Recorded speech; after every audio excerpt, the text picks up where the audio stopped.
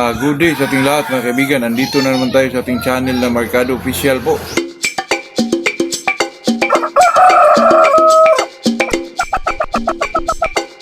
Okay, bago tayo mag-umpisa sa ating pag-usapan mga kaibigan, ay shoutout muna tayo kay Stephen Espanola, Laguna,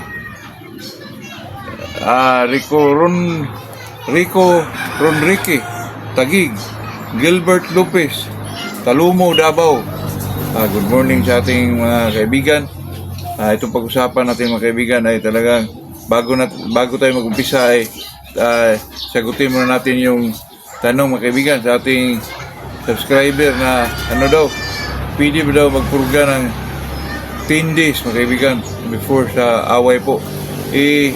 Na-vlog ko na yan dati mga kaibigan. Kasi ako pag mag 21 days conditioning ako mga kaibigan, talagang magpurga ako 10 days before the fight po. 10 days before the fight. Yun talaga kasi naanuhan ko mga kaibigan na yung 10 days before the fight ay talagang lumalabas talaga yung mga palo ng isang manok po.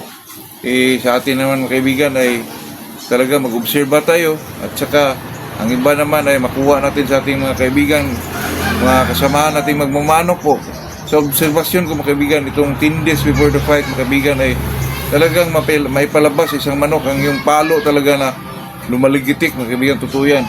Kahit nga manok natin, purga natin 3 days, din ibangga mo mga kaibigan, ako makitaan talaga ng palo ang isang manok, lalo na itong 10 days mga kaibigan. Kasi naman pag medyo malapit-lapit lang, medyo yung manok, apektado yung manok, yung lakas nila. Pero itong 10 days mga kaibigan talaga makarecover na po, lalo na pag kinondisyon mo isang manok sa 21 days, talagang parang wala lang po. Kaya sa akin mga kaibigan, yung nagtanong dito na 10 days for the fight ay talagang okay po. Yan lang po mga kaibigan. Ang ating pag-usapan ay itong gaano ka-importante ang dog food sa isang manok o sa mga kaibigan kung ikaw ay mag 21 days conditioning. Ito kasi yung dog food mga kaibigan, ito po ay pinosiso. Ito po ay karne mga kaibigan, giniling po, parang pinosiso mga kaibigan, ginawang parang medyo matigas na bilog-bilog, yung tinatawag nating dog food mga kaibigan. Pero ito po mga kaibigan ay karne po ito. Hindi ko lang alam kung baka ba or baboy ba yan. Pero kaya nga ang dog food mga kaibigan medyo mahal. Ay meron namang mga mura-mura po. Sa akin dyan mga kaibigan ay napaka-importante ang dog food, lalo na pag wala kang protein source o protein na binigay mo sa iyong mga manok. Napakaganda po ang dog food mga kaibigan. Alam niyo po kung bakit? Kasi itong dog food mga kaibigan, pwede mo itong ibigay sa dry feeding, pwede rin sa wet feeding mga kaibigan. Kasi itong dog food mga kaibigan, ipaghiling mo lang ito, ihalo mo sa mga, kahit sa mga sa mga pang-maintenance, katulad ng Inerton, Inermax lang, pwede po. Kasi sa paghiling ito mga kaibigan, talagang medyo lumiliit lang sila.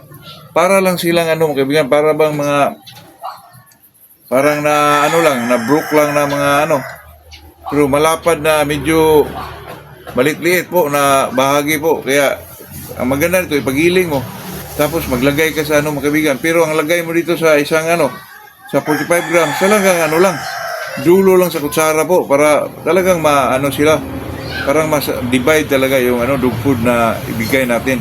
Kasi itong dog food mga kaibigan, lalo na pag medyo kasi yung presko ang ibigay natin, pwede naman yun, pero medyo matrabaho, punta tayo dun sa meat, tapos pero pwede rin mga kaibigan, gawin mong dice, tapos paanuhan mo, pa puluan for about 1 minute lang siguro mga kaibigan, 1 minute to 2 minutes po, pwede na yun. Dice lang, 2 dice. Pero itong dog food mga kaibigan, talagang napakaganda po. Ito ay subo po. Kahit sa mga Inerton, pwede mo ihalo. Kahit sa mga mag-wet feeding ka, itong tinatawag natin mga Royal Pansy, and then sabayan mo ng high protein na pilit po. Itong ginagamit palagi sa mga katulad nating mananabong po, itong platinum. Pwede po. Kasi walang problema mga kaibigan. Pero kasi ang manok naman, pag diretso mo ibigay ito, katulad ng bawawaw ng mga sizes po, medyo malaki-laki. Kaya ipagiling natin mga kaibigan. Nandiyan naman yan sa mga poultry supply. Libre nga yung pagiling Dito sa amin mga kaibigan, may mga pagilingan po na libre yung mga slasher o itong slasher, itong concentrate. Pwede mo ipagiling po. Halo mo sa akin, hindi na.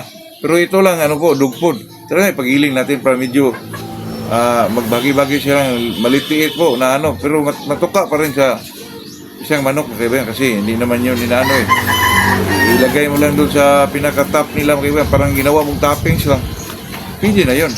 Pero kung mag-wheat feeding naman, mas lalong napakaganda kasi ano yun eh, mapilit yun doon sa mga medyo basa-basa. Talagang dumidikit ito. Diretso na makaon sa mga ano natin mga kaibigan. Kaya nga sa akin, itong gaano ka-importante, napaka-importante po itong dog food mga kaibigan. Kasi itong dog food, dito natin makuha ang source of protein ng ating mga manok po. Napakadali lang yan mga kaibigan kasi mabili naman yan sa mga poultry supply or sa mga mall, pwede naman yan mga kaibigan. At saka kung may nakita kayo mga dog food na medyo maliit mga kaibigan, yung mga kasi itong dog food mga kaibigan, pwede nga itong cat food kasi protein din yun eh. Kung mas maganda itong dog food talaga mga kaibigan. Kung medyo namahalan kayo, mayroon namang mga barato-barato mga kaibigan, itong tinatawag nilang bawawaw. Pwede po yun mga kaibigan. Pagiling mo lang yun, ihalo mo sa wheat feeding or dry feeding mga ginagamit mo. Napaka ganda po. Yun lang mga kaibigan, yun lang ang ating pag-usapan sa araw na to. Good morning sa ating lahat po.